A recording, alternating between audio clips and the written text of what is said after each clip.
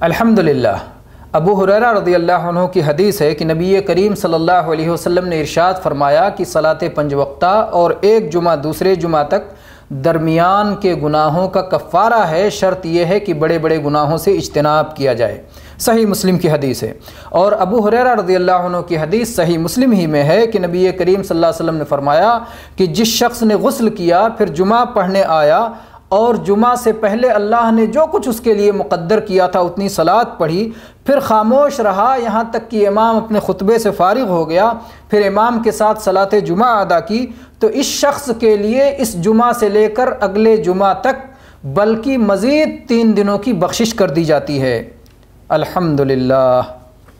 اسی طرح سے اوس ابن اوس رضی اللہ عنہ کی روایت ہے کہ نبی کریم صلی اللہ علیہ وسلم نے ارشاد فرمایا، جو شخص جمعہ کے دن غسل کرے اور خوب اچھی طرح غسل کرے اور صبح جلد سے جلد آئے اور امام سے قریب بیٹھے، خاموشی سے خطبہ سنے، غور سے سنے، تو ہر قدم کے بدلے اللہ تبارک و تعالیٰ 1 سال کے صیام و قیام کا ثواب عطا فرماتا ہے۔ یہ سنن ترمذی کی حدیث ہے اور علامہ البانی نے صحیح قرار دیا ہے۔ الحمدللہ۔